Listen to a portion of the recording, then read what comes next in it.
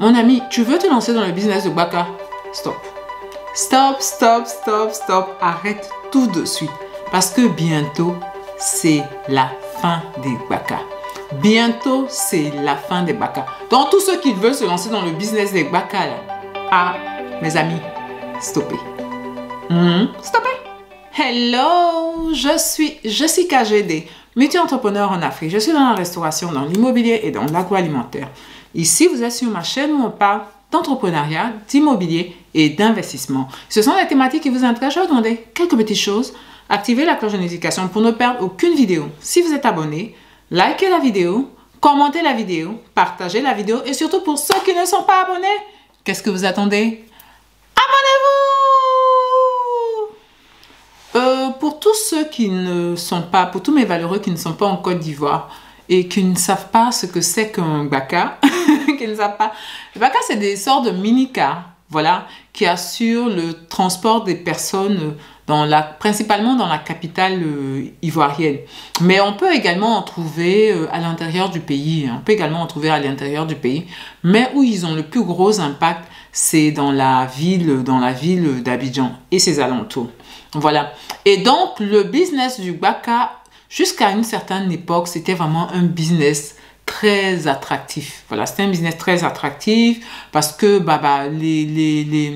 on avait des camionnettes, des cars plutôt, pas des camionnettes, des cars de 18 places, voilà, des cars de 18 places qui transportaient les populations.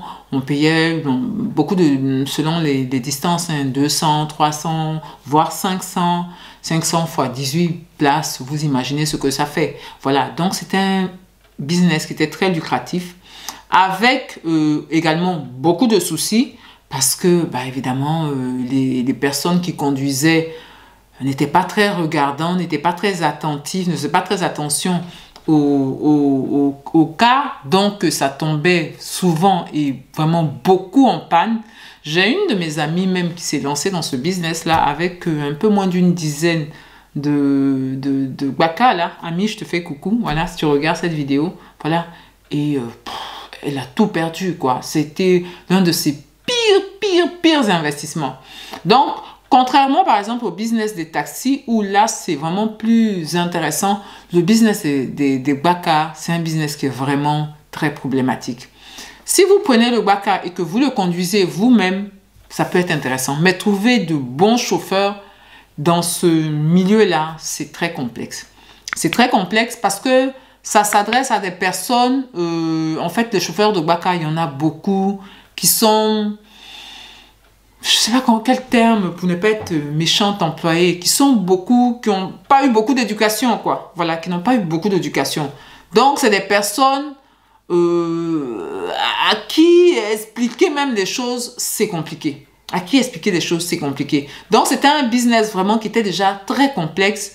Et l'État, vu aussi que les Gbaka, il y a vraiment beaucoup d'accidents, dû au fait que beaucoup de personnes qui sont des conducteurs de ces Gbaka-là, et donc ils conduisent du public, ont à peine le permis de conduire.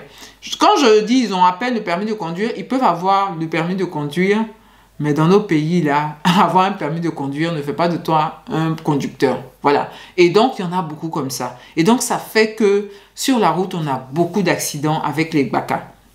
Voilà. En plus, je sais que moi, j'ai déjà pris des tonnes de fois des Gbaka. Voilà. J'ai pris plein de Gbaka parce que je trouve que c'était un moyen vraiment très intéressant. J'aime pas beaucoup conduire. Donc, moi, le regard des autres, j'en ai rien à battre. J'en ai vraiment rien à faire. Donc, prendre un Gbaka pour aller de, je sais pas moi, de Bonois jusqu'à Abidjan, ça ne me pose absolument pas de problème. Ça ne me pose pas de problème. Et surtout, tu rencontres des gens vraiment intéressants, souvent des travailleurs qui se déplacent pour aller. Donc, c'est des expériences, tu ne le fais pas tout le temps, mais une fois en passant, c'est des trucs que tu dois faire, quoi. Pour savoir aussi comment la population vit. J'aime bien ça. J'aime aller au marché, ce genre de trucs. Donc, c'est dans cette veine-là. Mais les chauffeurs de Gbaka, les apprentis, parce qu'il y a celui qui conduit, il y a celui qui cherche les clients et qui récolte l'argent, l'impolitesse, le manque de manière, le manque de savoir-faire, c'est horrible. C'est tout simplement horrible. Voilà, c'est horrible. Et donc, ils ont aussi cette vilaine réputation-là. Pas tous, hein, pas tous, mais beaucoup. Beaucoup ont cette vilaine réputation-là. Ça fait que les usagers quotidiens de ce mode de transport-là, ils s'en plaignent tout le temps.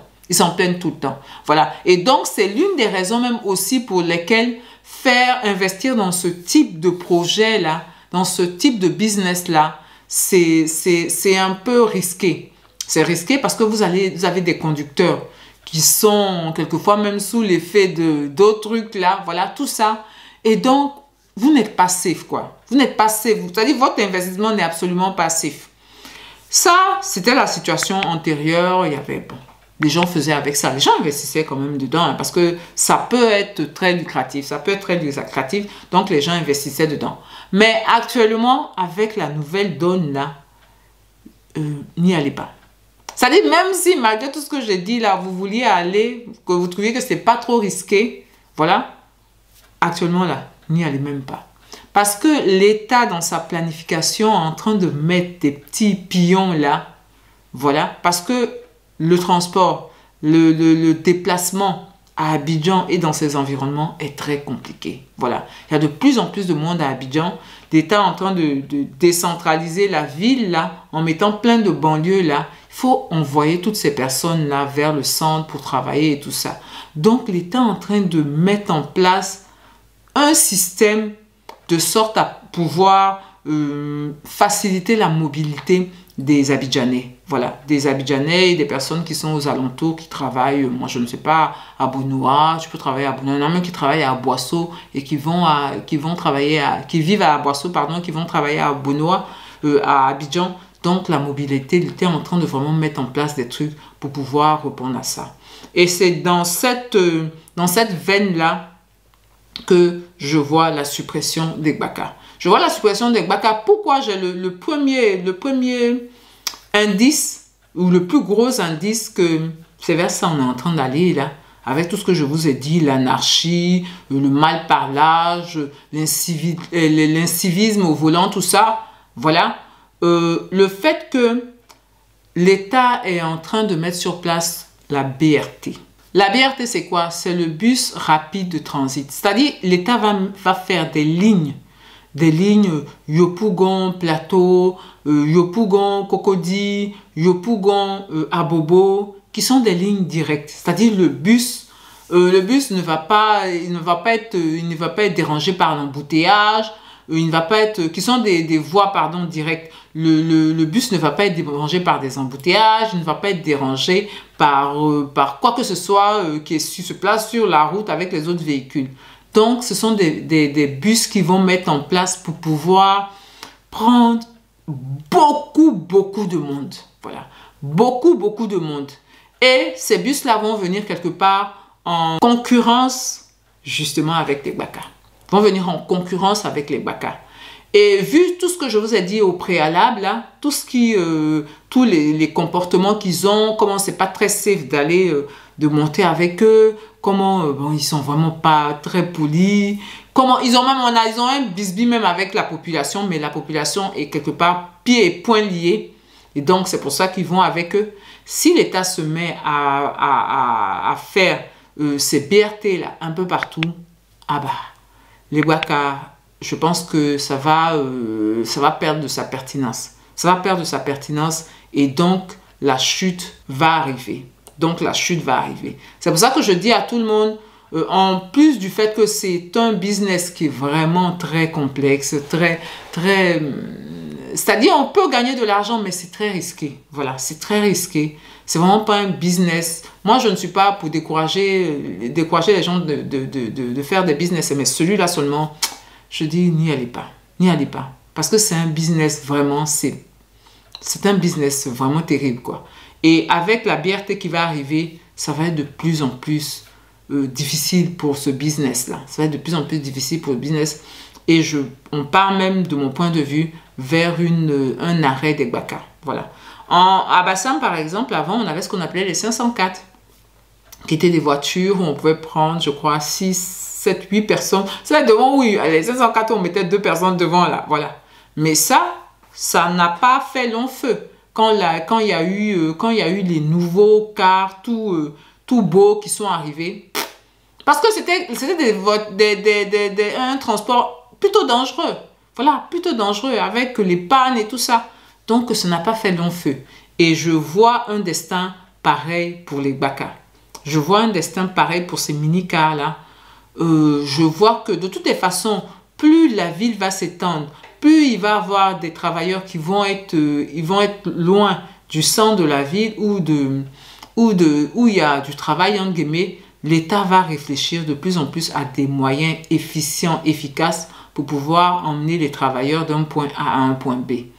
Et Gbaka là, c'est pas vraiment le plus efficient. C'est ce qui est là. C'est ce qui est là, mais c'est pas le plus efficient.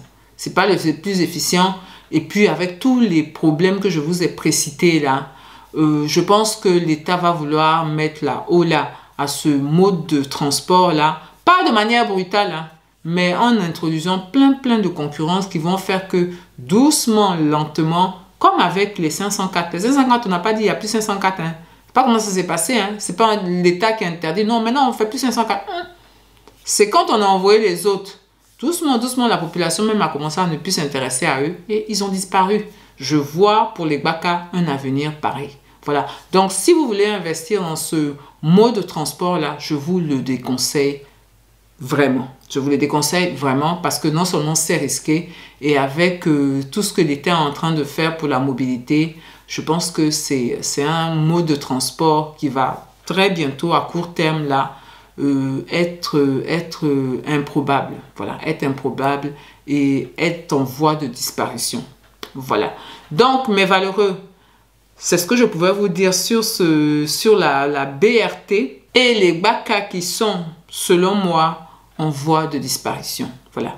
Les Gbaka qui sont, selon moi, en voie de disparition, n'y allez pas actuellement parce que je pense que ce serait un très mauvais investissement, surtout vu le coût, vu le prix de ces mini-cars-là.